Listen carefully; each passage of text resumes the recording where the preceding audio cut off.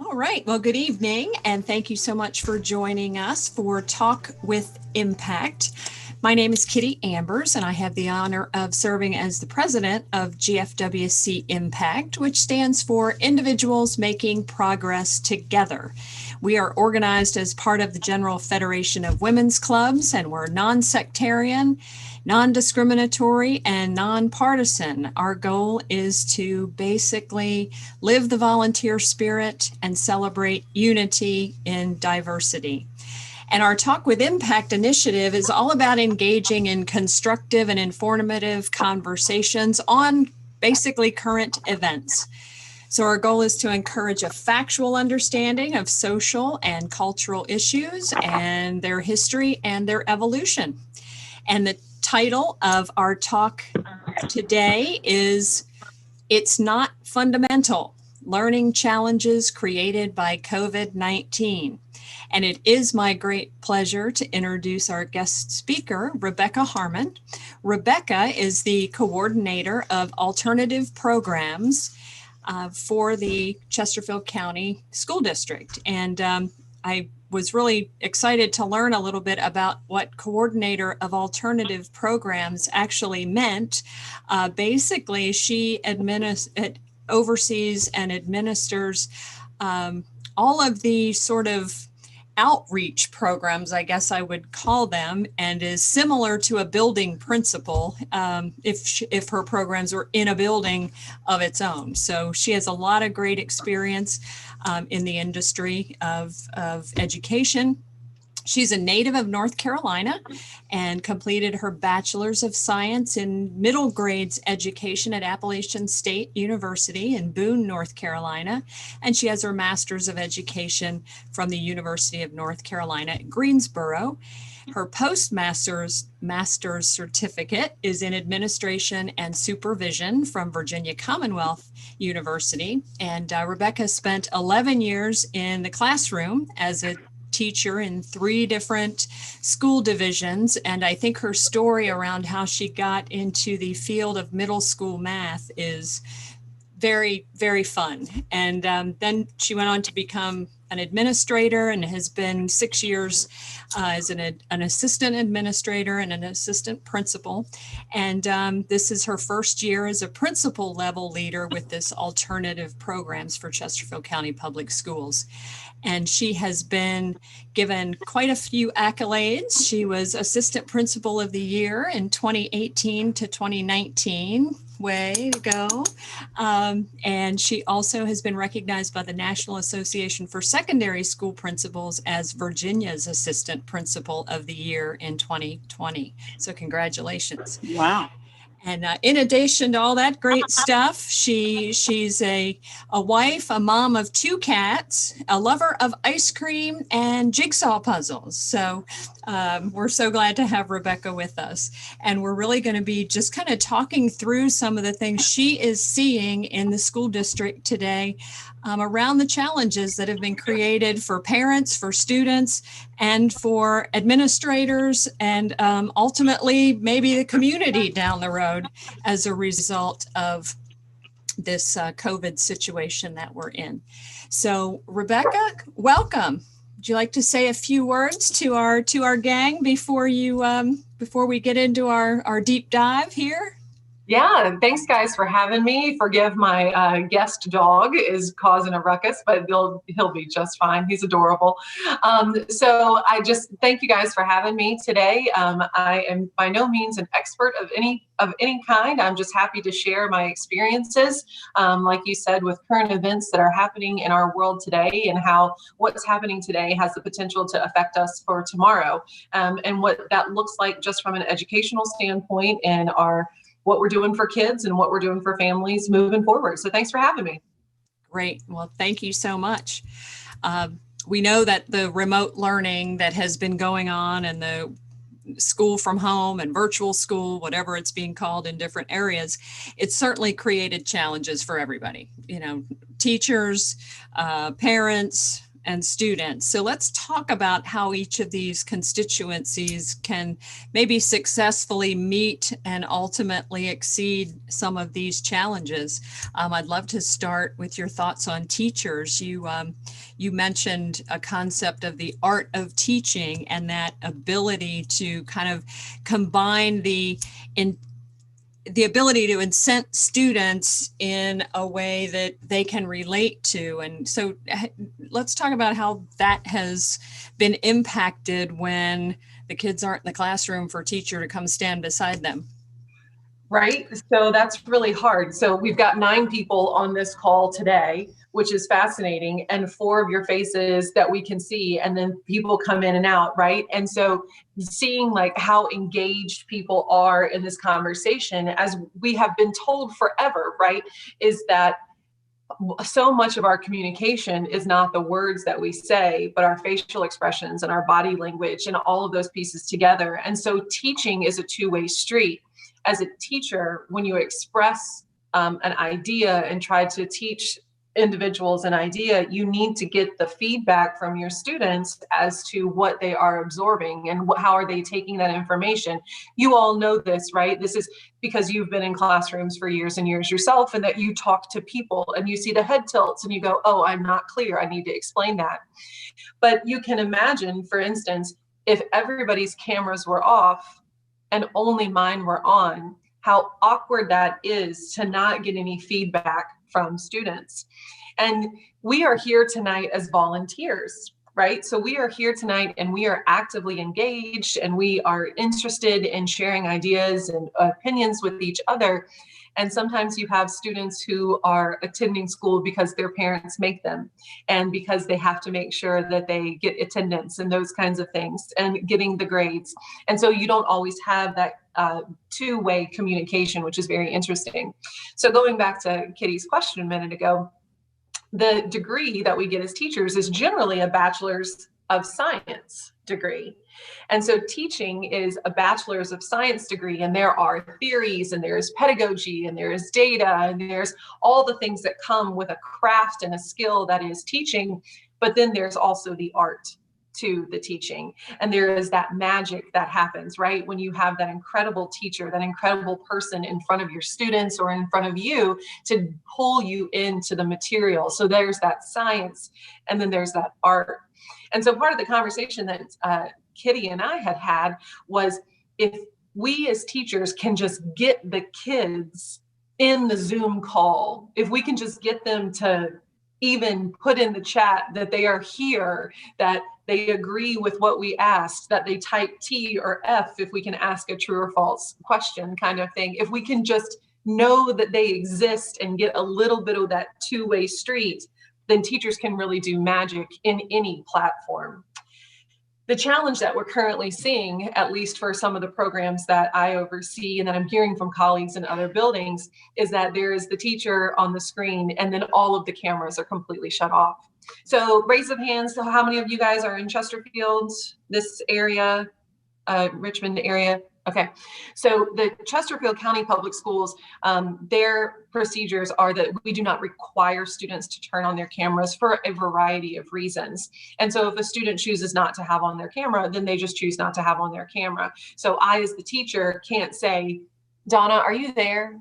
Donna, can you turn on your camera? Like we can say, are you there? And that's what happens a lot of times in the Zoom calls, is that if a teacher is attempting to, get a response from a student, hey, Donna, you didn't turn in your classwork assignment number 3, that kind of a thing. And then you ask that question multiple times, like, hey, Donna, can you just put in the chat that you hear me? That kind of a thing, because you get absolutely no response. You get nothing from the students in some situations. In some situations, you get very actively engaged students who have lots of questions. And that all depends on grade level and student interest, and again, sometimes how engaging that teacher is to really pull things out, and what kind of norms and expectations did that teacher even start from the first day. So I work, as Kitty said, I've always worked in middle school. I've been in middle school for the last 17 years. I absolutely love adolescent children. I just love them. They're just weird and they're quirky and they just fit me just to a T. I still am that awkward 12-year-old girl sometimes that I just don't know what to do with my hands, right? Like I'm just that person. And I think we all are in some of those ways. So what's interesting about this is that sometimes you can still lie to 13-year-olds, and be like, no, you have to turn on your camera, right? Like you can put on your teacher face and you can lie to them and you can get them. And some teachers have done that from the first day and they get that buy-in, and others just haven't, because this is just a totally crazy world that we're living in right now. So I think I kind of answered what you were trying to get at with just the art of teaching and how we can get kids to buy in these days. Sure. Yeah. Well, I think it's also interesting. I'm certain that there were challenges for teachers in adopting this new style, because it's certainly not what they're trained to do. It's not what they're used to doing. Can you tell us a little bit about the now, I guess, hybrid scenario where there's some kids sitting in class and then there's some kids on screen? How is that working, and what's the prognosis on how well it's working? The beauty is that when we get kids in front of a teacher, the magic happens. And that's just, everybody is concerned that the virtual teaching and the online learning is going to make teaching, the profession of teaching, go away. And that's just not true. Even online, you need a human being. We cannot forget that the global meaning, that the global thing that we take away from all of our current events is that we are all connected. And we all need each other. And so teaching is even more true with that. We need live teachers to have live conversations with live students. And face-to-face is so ideal because we have those students who can have that immediate interchange of ideas and immediate, nanoseconds of understanding each other without the technology glitches or delays that come with it. It can be done in a virtual world. It is done in a virtual world. It's been done in a virtual world before COVID, and it will be done after. But what we're seeing is that when we have students come into the building, they are now connected to another human, whereas before that human was just a face behind a screen. And now they see you, and your presence means something, right? To be in each other's presence versus seeing each other on a screen, you learn so much more about each other, and you automatically feel so much more connected to each other as well. And so all that is just totally fine.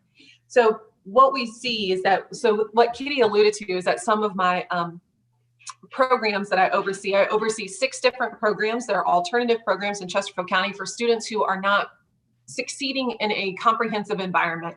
So for the previous 4 years, I was an assistant principal at Bailey Bridge Middle School. And before that, I was at Tomahawk Creek. And before that, I was at Providence. And before that, I was in Hanover. And before that, I was in North Carolina. So I've been all over the place. And my experience has always been with a comprehensive setting. And so now we're working with students where the comprehensive setting just isn't working for them. So one of my programs, for instance, is called Academy 360. We are located in the old Clover Hill High School off of Hull Street Road at the new Technical Center at Hull Street. And so my program serves over age 8th graders. One of my 6 programs serves over age 8th graders who failed K through 7 somewhere along the way for whatever reason, medical, social, behavioral, academic, whatever reason. So we bring all of these students in. This year we're serving 70 students who are in 8th grade, and we are allowing them to take 5 high school courses so that they can get caught up. And then when they go to 9th grade next year, they could potentially do high school in only 3 years and graduate on time with the cohort that they entered kindergarten with. Or they can just do high school in 4 years, and that's fine too, whatever. So the group that I'm serving, they haven't been successful in comprehensive school in the past for whatever reason. So we have a huge disconnect at this particular program that I'm at because they also don't have a connection to our building or to our staff. For instance, at Bailey Bridge, we did a really good job of building our culture there that we were the Bears. We were the Bailey Bridge Bears, and you are a bear. And everything was bear themed, and everything was great to be a Bailey Bridge Bear. So all the bear puns, just too much fun. So, but we don't have that connection with these students at Academy 360. they're like, they don't know our building, they don't know our staff. So what incentive do they have to come in? So what we've done that a lot of schools have done, even comprehensive schools have done, was even in the summer, we sent home welcome letters. We flooded Instagram, and we sent home emails, and we sent home t-shirts and different things so that we could continue to engage these students in the process so that they felt comfortable whenever it was that we did get to come into the building. And so again, some of these students aren't necessarily that strong of academic students, but then some of them really are, because they had to repeat third grade however many years ago, because they had strep throat every other week and they had to have a tonsillectomy. And then they were like, oh, they missed so much of third grade, they had to repeat third grade, right? But they were really a good student, so they still want to catch up. So we have the whole spectrum of the gamut in this one program. And we're noticing the students that have always been good students continue to be good students. They continue to do fine. They're logging on. They're missing some of that social connection. They're missing being in person, like a lot of us are, missing seeing other people in this time. And they're doing fine. They're online. Students are getting straight A's in this academic program. But then we also have students who have never done well in school, have never passed an SOL test, failed all of their classes, and they still are. They're checking in very irregularly on attendance. We are texting them, the children directly, wake up, what are you doing? Log onto the computer, right? And we get crickets. And then my assistant principal for Academy 360, I'm like, you text them. And she goes, hey, and he goes, who dis? So like, you're there, right? You're just completely disengaged from school. But when he came into the building, we got to talk to him, we got to connect with him, we got to be with him, and it was great. And we got some work out of him. But now he had to wear a mask at school. I don't know why he was surprised. And now he won't come back to school because he didn't want to wear a mask. Wow. And so now he's not checking in anymore. And like, that's one student out of our 70, but how do we continue to pull him back in is a question that we're constantly wrestling with and we're constantly grappling with. Just continuing to figure out how we connect with those students. So when we have them in the building, the magic is just wonderful. When we can connect with them, we can still do good things. Children are still learning, even in the virtual environment. Children are getting new content. Teachers are rolling out things. Kitty, you talked about the preparation from the teachers. Mm-hmm. So March was just insane, y'all. Like, it was crazy. When our last day of school was March 12th, and on that Friday, March the 13th, we were all kind of like, well, what do we do? Like, all of us were just kind of in this whole state of what do we do, and speculation, and okay, it's going to be 2 weeks. And my mindset in March was, yes, 2 weeks. I can work on this, because I was still going to be, as of March, I was still going to be at Bailey Bridge for the following school year. And so I said, this is great. I can work on the master schedule for a whole 2 weeks, completely uninterrupted, which is a beast of a jigsaw puzzle all of itself. Like, I can do that, and that's going to be wonderful. And then 2 weeks turned into 4 weeks, which turned into 6 weeks. And so you were there. You were all living your lives in 2 weeks, chunks of time. And how do you plan for that? And how do you navigate that? So Chesterfield County, I think, did a fairly good job. There's mistakes from everyone along the way, but a fairly good job of the learning management system, Canvas, that we have in place. That Canvas has been used. Last year was the second year of implementation, something like that, third year of implementation. I can't remember which, the years, blur together. But Canvas had already been there and had already been a tool that teachers were already using. So when we went full virtual in March, lots of our teachers were already on Canvas. Lots of our teachers were already building things. And what we recognized is that building level leadership matters. So each middle school, each high school, each elementary school, the leaders of those schools really determine what we're going to do. And a lot of my teachers in the alternative programs, for whatever reason, didn't get the message that Canvas was a thing. So when I officially started on July 1st, being the new person coming in, and I was saying things like, hey, don't forget about your Canvas page. You need to make sure your Canvas page is up and running, your Canvas page, right? And then I show up in late August when the teachers are back and they're like, I don't have my Canvas page started. And you're like, what have you been doing? And so that balance as a leader of how do you respect teachers who aren't actually working on the summer. Remember that teachers are 10-month employees. Right, The right. county holds their money for them for 2 months out of the year, or for those 12 months, so that they can get a paycheck. So we all really walk that line on even talking to teachers during the summer, because they're not actually employed during the summer. So to ask them to do things in the summer, to even send an email, I'm like, do I really need to send this email to them? Do I really need to talk to them? Yeah, but then I started having optional faculty meetings in August to say, hey, this is what's coming up, because it was such a crazy year. How are we going to do this? How are we going to manage what it's going to be like on campus? Chesterfield has done a really good job, I think, of supporting and rolling out resources for teacher. It's been hard. Like, it's still hard. Even if you give me a cookbook on how to fix a recipe, I still have to go get all the ingredients and I still have to put it all together, right? And that's still hard. And so that's kind of what Chesterfield has done. They're like, here's the cookbook, here's everything you need to get at the store. Now you put it all together. And that's still very difficult for a lot of people. And a lot of people are like, yeah, I got this, I can cook. You know, I've had this experience before. And some people are like, no, macaroni and cheese out of the blue box, that's my jam. You know, like, I don't know anything else about how to cook. So that's been an interesting level of experiences as well, that as we're walking through that. And it's just, what's really challenging now with students back in the building is that it's optional, right? And so we don't require students to come in the building, as we shouldn't. Each family needs to make their own decision about what's right for their family. So theoretically, not theoretically, but we have 100% of our students make up 100% of our population, and we would have 50% on Monday and Tuesday, and then 50% on Thursday and Friday. In reality, about 25% are showing up. So we have 50% who have completely opted to stay home and to stay virtual all year long. What that means then is the varying options that are available that teachers are able and willing to do, and then what is the minimum that Chesterfield County says, this is what you must do, teachers. And then some teachers are going above and beyond, and some teachers are saying, okay, I can do the minimum is what I can do. So teachers have students in their rooms Monday and Tuesday, and they have let's say they have A through K in their rooms Monday and Tuesday, but then at home they have L through Z. And so now as a teacher, I'm trying to make sure that I am serving the students in the room, that I'm also serving the students at home, and making sure that I'm doing all of that. And a lot of teachers are, what we've always done as teachers is we take the weight of the world on our shoulder, right? We buy all the classroom supplies, we buy all the food, we buy the Christmas presents. And so we take the weight of the world on our shoulders, which wasn't ours in the first place to carry. And then we say, I'm going to make sure that my virtual students get the same instruction that my at-home students, which is not what Chesterfield County has asked teachers to do.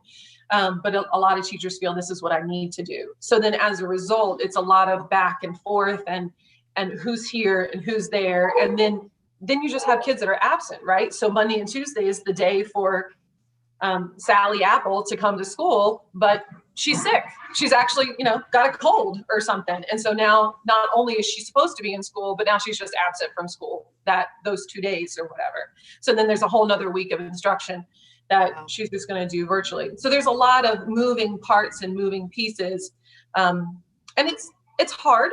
It's hard, but we do what we do as humans, and we do what we do as teachers, and we figure it out, right? Like this is what we're going to have to do. And what we've learned is that the same activity and the same worksheet that we did for the last 15 years as an 8th grade math teacher, we're going to have to change how we've done things. We have to change how we deliver that instruction, which is hard in the middle of a pandemic. And don't forget that you have real life at the same time, things like your dishwasher breaks, right? And then you have to deal with all of the life of chaos as well. Sure. Yeah. Well, you hit on, teacher challenges. So as a parent, what from a parent perspective supports a child to be successful in this environment? And I know, we've chatted a little bit about the fact that over the years, school has become more responsible for things that probably when we all were growing up, we learned at home. And now it's also a burden on the school to teach some of those basics. How is that coming about? And what's your big advice to parents? So what we've seen, and we talk a lot about equity and getting students and families what they need, and not just a one size fits all, right? And I know that that's been a hot topic that we've had with this group as well, as the equity piece. Um, it is my opinion that if I can just get parents to get their kids on and to stay on, and what I hear frequently in my particular program is, well, he said he got on, right? But he didn't. Like, he got on and then he left his Chromebook on his bed and came downstairs and played Xbox, like that. So he was there. He was counted as present for class, but he wasn't there. And so that's been really our struggle. If teachers can just get the kids, then we can do all the rest, right? I can teach you as a kid exactly what buttons to click and where to go. And I have, the first week of school, I had my two phones. I had my work phone and I had my personal phone, and I was calling parents and I was FaceTiming, and I was like, look, there's the button that you need to click. Like, if we were doing all of it, and we're happy to do all of it, like, it's not like, it's another thing. We're happy to walk parents through that because we recognize that that's not anything that they signed up to do. The reality is that with some of our families, they're not able to even make sure that their kids are out of bed and logged on before their own life challenges happen, that they have to be at work at 6:30 and then all these other things. So we've always known that those were problems, right? We've always known that there were families that were not able to support their kids instructionally, which was fine. I mean, it's not fine, but we can handle it. We can make it work, right? Because the kid knew, I better get my butt out of bed, because if my mom gets a phone call that I was absent today, she's going to be mad, that kind of a thing. So at least the kid got themselves up, put themselves on the bus, and there was breakfast at school, and there was lunch at school, and there were friends at school, and there was PE at school. So the kid had incentives, to get up and get out of bed. But now, what's my incentive to get up out of bed? I'm just going to open my Chromebook and look at a screen with this human that I don't even know who they are, but they say that her name is Mrs. Harmon and she's my algebra teacher.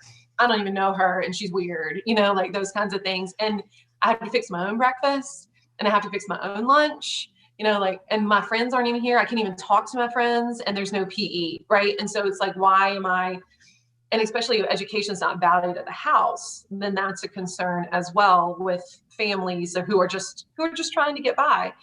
Those families have always existed. Those families always will existed. And it has just really shined a brighter light on the inequities and the challenges that a lot of families face. For better or for worse, that it has shined a light that we as a society cannot ignore some of these challenges, which also, as you know, has brought in interesting questions of schools being the primary food source for a lot of families. Mm-hmm. Since when did that, why are schools the primary food source of families? These are systemic problems that have happened and have evolved over time. Kitty and I were talking about, remember back, in the olden days with the one-room schoolhouse, and kids brought their lunch to school in a pail, right? And you knew which families couldn't provide because Johnny didn't bring his lunch to school in a pail. And so the teacher knew to have an extra apple for Johnny at lunch, like those kinds of things. And so then as a system, we said no child should go to school hungry. So we implemented a federal lunch program, right? And so those have happened throughout the years. And then we instituted a federal breakfast program. And the federal government subsidizes a lot of those meals for our families. And so then for us to figure out, wow, our federal government is paying for a lot of families for basic needs of food. That's incredible. That's absolutely incredible, of the different challenges that families have been asked to do. So we have a couple of questions that have come in, which is exciting. So the first is from Jen with one N. How about kids that lack broadband capabilities at home? How are we dealing with that and supporting them? That's been such a challenge. So Chesterfield, with where we live in Chesterfield, I mean, I live in Midlothian and we've got all kinds of access to all the networks that you want, but you go out River Road or you go out towards Powhatan or Amelia and FiOS says it's not cost effective to us to run, cable out that way. So there's really nothing. And the choices are very, very limited. And that's a huge struggle in and of itself. For families that cannot afford internet connection, they have worked out a special deal with Comcast. But then again, you have to be in an area that Comcast is a provider for. Chesterfield has also been working very closely with the Chesterfield Education Foundation, which is not a part of Chesterfield County Public Schools, but they work really closely together to provide hotspots for families. And we are constantly rolling out hotspots to those families as fast as we can. We do have a family, for instance, that we just got a hotspot for that live in an apartment complex, and the internet is a communal internet, and so everybody's on it, so it's super slow. Oh, wow. So Yeah. to run this type of video takes a lot of broadband to do. And so we were able to get that family a hotspot who live in an apartment, who have access to Fios, but unfortunately, like they just couldn't do it. It's a challenge. That's a huge challenge. And then what my interesting thought is, and this is just my personal thought, is whose responsibility is that? You know, there's a lot of questions about how the government really pushed way back when to run telephone lines up into the mountains of the Appalachian Mountains so that everybody up there would have access to telephone, to make it a utility. And so is it going to be a thing within the next decade that internet access is a utility, that it is accessible for all people, that it's laid down right next to the road? So that's an interesting thought. And you hear from politicians who say, yes, it should be like required that all places have it. So there was a movement at one time, and that's been years ago, to create these smart cities where the whole town or city was completely connected. I'm not sure whatever happened to that. So it would come in handy right about now. Another question for you: how do you, Jen with two N's, how do you look for signs of mental health issues with students, and how do you deal with those issues when, again, you're not seeing them particularly every day? That's a huge concern, right? Because you think about our two guests tonight who are logged in via phone and not via computer video feed, that I don't know what's going on with them at all. And this is what the majority of our classrooms look like. The majority of our classrooms are just completely icons on a screen. And we see individuals' mental health we see their affect, and we see how do they respond to questions, how do they carry themselves, right? Some of those, there's not perfect for mental health, but some of those are signifiers. A good friend of mine from Bailey Bridge Middle School is a counselor. And she's just the best counselor. And what we did at Bailey Bridge is we looped with our students. And so she's been with these students since 6th grade, and now they're in 8th grade. So she was with them all 6th grade, 7th grade until March, and she's with them again. So she knows a lot of these students really well. She knows these families really well. So she knows her high flyers, first of all, who she needs to check on. And she's been checking on all of them since March, right? And she's been checking on all of them since over the summer, even though she doesn't work over the summer. And that she checks on them since school started. Hey, how's it going? What's going on with you? Our teachers, of course, say, I have yet to see Donna's face. I've yet to see it. I have no idea if she's okay. So in that situation, we wouldn't wait till November, of course, that we touch base with the families, and that we try to touch base directly with the kids as well. A lot of teachers the teachers are just incredible to how they've just, adapted as much as they can to it. So what some teachers have done is created separate hallway chats. So they'll have this one meeting, and then off to the side, they'll have another meeting. And so they'll mute themselves on this meeting, and then they'll go say, hey, Jen with two N's, can you come over to my other meeting? Here's my chat ID for that one. And they'll send you the chat ID for that one, and you just leave this meeting and you go join that meeting. Okay, then teaching kids how to do that, first of all. Like, they can figure it out, but it takes a minute, to teach each kid how to do that. But then you can go and say, hey, Jen, how's it going with you? What are you doing? And they're middle schoolers, right? So they go, fine, like that's the information you get. So then of course you have to follow up with it with the families. Hey, what's going on with your kid? I have never done so many home visits this year. I've never done so many home visits. I could count on one hand the number of home visits that I've done in the past 17 years. And now in this 18th year, I can't even keep count of how many home visits that we've done, to physically go knock on the door and say, hey, how's it going? I'm really glad to see you today. What's going on with you? Do you need anything? Those kinds of things. Oh, look, you have a dog. I have a dog. And just building that connection as much as you can. And that's happening in all the schools with all of the people that I talk to. They are just tearing up the roads, checking on people. Are we missing people? Absolutely. Yeah. Absolutely. Wow. We are. Well, I would think the classroom environment and watching, especially those middle school formative years, and watching kind of the interactions for things like bullying and, those types of scenarios, that has to be hard when there's not really any socialization going on. So identifying those problems has to be challenging because you're not witnessing, but what are the longer term effects of the lack of socialization? What have your I'm sure your teachers have discussed that. What? Oh my God, no, not at all. No, I can't think about that. Like, I'm just like, and then for those of you that are in this Chesterfield area, our superintendent sent out an email to the families recently, about, hey, this is what it would take if we decided to roll back and go back to 100% virtual. So now everybody's hair's on fire with speculation about when we're going to go back 100% virtual. So I'm just like, stop being on fire. Stop being on fire.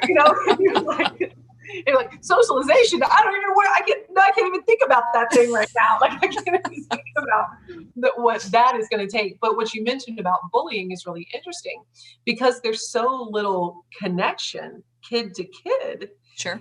What kind of exchanges are happening? Whatever exchanges are happening on a chat or online are so very minimal compared, to what they used to be. So one of the hardest parts about my job in years past as an assistant administrator was tracking down the social media bullying. So we became the police of Snapchat is what we became a lot of times. And so I was telling a friend the other day, I was like, yes, please, let's go back to normal so that I can continue to be the police of Snapchat. I would trade that back for any day over some of the difficult challenges that we're facing now. Well, maybe not socialization looking forward, but academically, what do we think? How is this going to impact student performance, especially those in that going to college, or wanting to apply for college scenario, and they've now been the better part of a year, 2 school year mixes without being in school. What are we thinking about looking forward there, and the impact even down the road on the workforce, and this gap in learning that potentially could be happening? What are some thoughts around that? That's interesting, because I was talking to a student, I was talking to a teacher yesterday, and the kid was like, whoever needs algebra, I'm never going to use algebra again ever in my life. And you're like, yeah, you're right. You're fine. Like, it's fine. Like, you're not going to use algebra. We're fine. We'll get you through it. Right. Like, Kitty, you were telling about your son who was like in super advanced math and super advanced calculus, and all that stuff. And the story I like to tell is I was a math teacher. And my highest level of math was calculus 1 in high school. Like, I did not take a math class in college at all. And I was a math teacher. And so I think the content, we're going to be okay. It's like you mentioned earlier, the socialization and the skills is going to be interesting. And Jen, with 2 N's, probably one of the questions that you're asking also about mental health is also the anxiety piece and the depression piece, which is hard to pick up on when we don't see the students every day and we don't know what's going on. Pre-COVID, we could follow absences and attendance, and we were like, why aren't you at school on every other Monday? You know, like, so we can kind of look at those patterns and see that, why are you dirty? And those kinds of things that we can follow with. And, oh, I can see that you are actively cutting yourself because I can see the marks on your arms. And so really it's, what are those that we are missing? And again, that weight of the world on our shoulders, like that weight of the world is not mine to carry. I cannot carry that. I can feel sad for that and I can be upset about that, but I cannot carry that responsibility because the parents are the primary caregivers. The parents should be the primary ones that if a kid falls down and breaks their leg, they should take them to the doctor. Just like if a kid is ridden with anxiety, they should take them to a doctor, right? So I have to sometimes take some of that off of my shoulders. And that's not always a very popular statement. A lot of people would say, no, that's the jobs of the schools. And I go, time out. We're a partnership. Schools and homes work together for the full benefit of the child. And I recognize that that's a hot topic for some folks. But getting back to the whole question about like in the future, I think another thing is that COVID has been a great divider, but it's also been a great equalizer because we're all in the same situation, that all of us are lacking this human contact. And then we are all getting a little bit different. We're not getting the same rigor, perhaps, and the same volume as content in the classroom as we normally would. So there is that great equalizer in terms of we're all virtual. My concern is the gap between the haves and the have-nots is what really concerns me more than anything. And so we have families who are able to hire nannies to come to their house and make sure that the kid logs on and to answer the questions that a kid has, you know, that kind of thing. And then we have kids who are not logging on at all because nobody's home to make them. So that gap has always been there, but now it's just getting wider and it's just really shining that light on it. For curriculum and content wise, Chesterfield did a good job over the summer of putting together, like, let's just go back to math because I'm a math person and I can talk about it better than I can talk about other things. So we have like a pacing guide, right? So 7th grade math, this is what you would teach in 7th grade math throughout the year. And this is how many days you would approximately spend on it. That's the science behind it. And then this is 8th grade math. And these are the days you would spend on the topics. And this is how you would progress through the curriculum. And Chesterfield Department of Curriculum and Instruction did a really good job of saying, okay, 8th grade math teachers, here's the pacing guide for this group of students. This is what they missed in 7th grade. This is what you need to make sure that you sprinkle in throughout the year in 8th grade because they missed this in 7th grade because they went home on March 12th and we can't guarantee that they actually did anything. So we've got that. So you guys need to make sure that you do that. And then for 8th grade, these are the things that I really need you to focus on, 8th grade teachers, to finish up 7th grade, what you need to focus on and make sure that they get for 9th grade so that they get for geometry. We've always done that, but now it's just even more scaled into this is what we've got. So I think what's going to be interesting is I'm not in the middle of those conversations, how our curriculum and instruction department continue to map out how to inform teachers. So now as a 9th grade math teacher, now I need to know what they missed from 7th grade and from 8th grade. Mm-hmm. And I think what'll be interesting is what repeats we're going to have. Are we going to have an increased rate in retentions? How do we do that fairly as a school division? How do we, you know, like that's going to be a whole nother question that we deal with of, well, my kid never could log on because they don't have access to high-speed internet. So is it my fault that my kid has to repeat 4th grade? Shouldn't my kid just go to 5th grade? And be like, oh, okay, I guess you're going to 5th grade, but you're lacking a lot of skills, you know? So like, it's that kind of a thing that now, how do we function through that? And I don't know, like, I still don't know the answer to all of those questions is how. Thank goodness I don't have to answer them.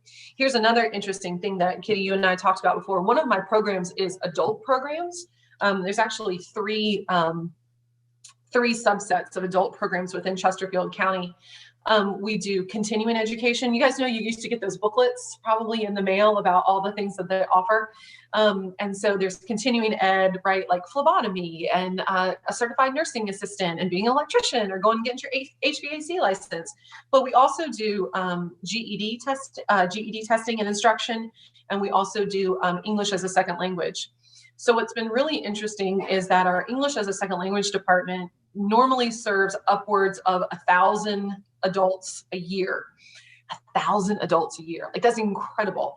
And these are students, all individuals, adults, all the way from level 1, just beginning English, like barely any English, all the way to more conversational and moving up into, so it goes level 1 through level 6. And then we also offer citizenship classes.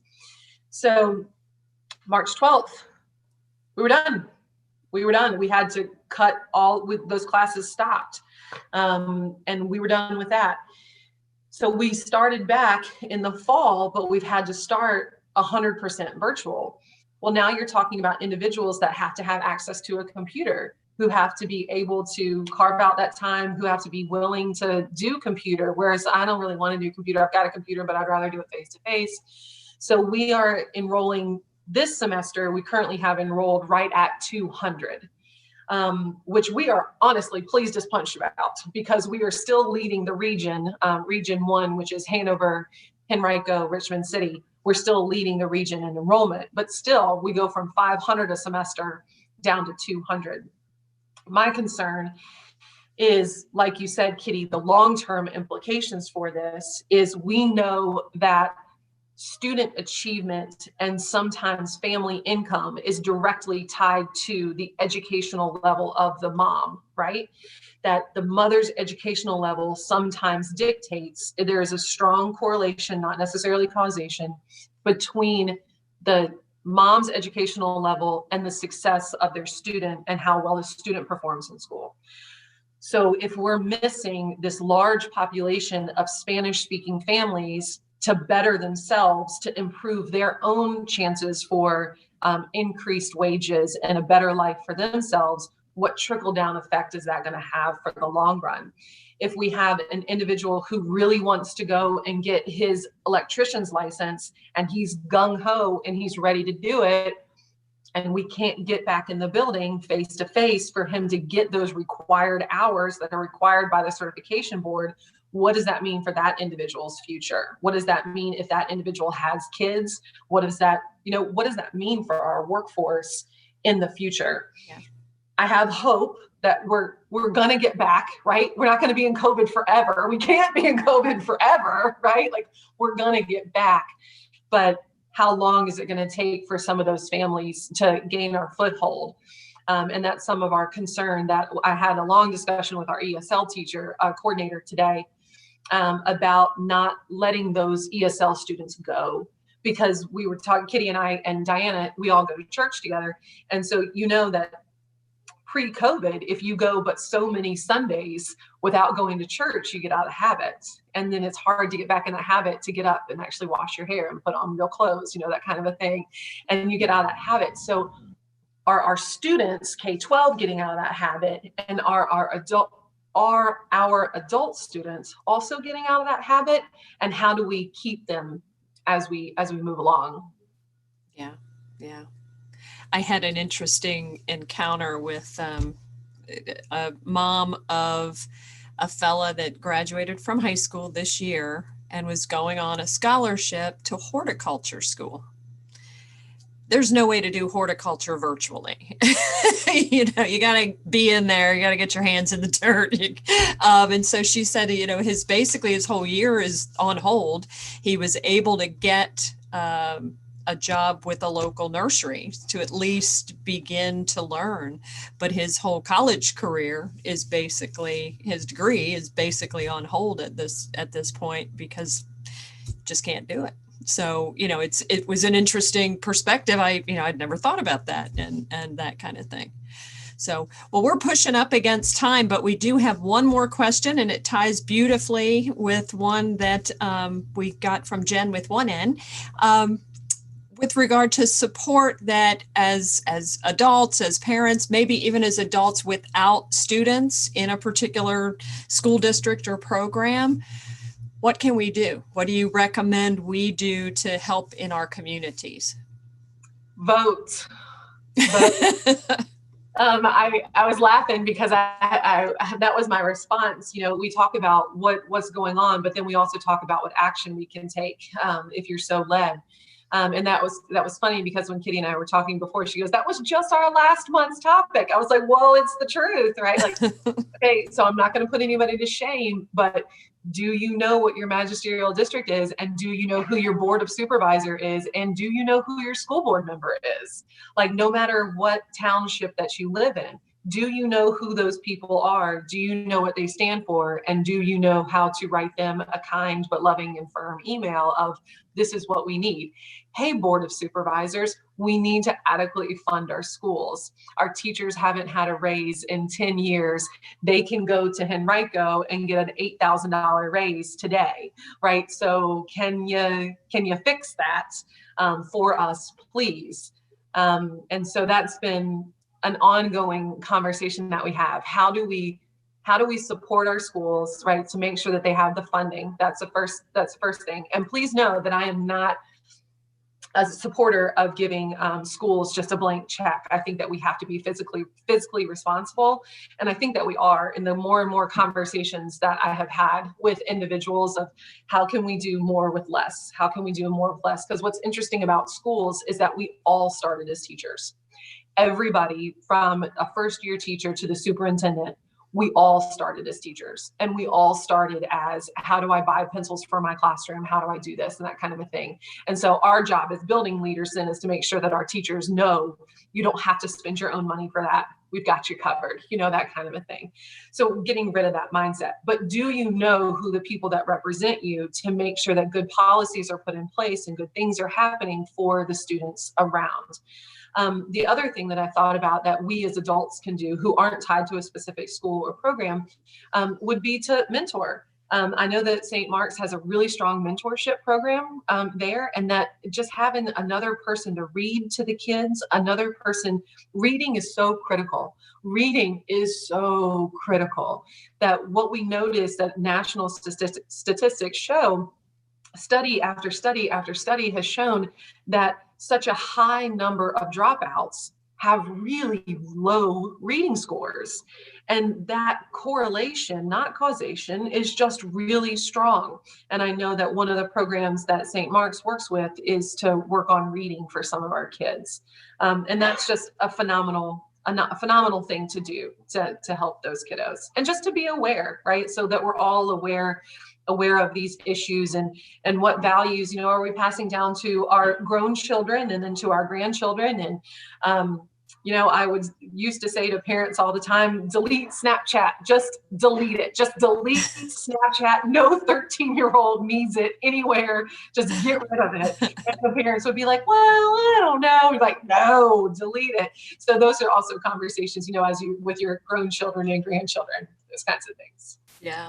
It's interesting. One of the big initiatives with for GFWC nationally is all around education and libraries, and so we've found a couple of programs that I believe our GFWC Impact Group is going to get involved with. In fact, Miss Karen is helping to spearhead that for us. It involves reading. It involves reading virtually to older people and young people alike. So cool is that? I love that, reading virtually to people. As a former math teacher, my mom, first of all, was an English teacher for 34 years, something like that. And she was always on the couch in her special spot, you know, her nest, as it were. And she would have her book, and we would come in there and be like, Mom, and she would just put her finger and she'd be like, what?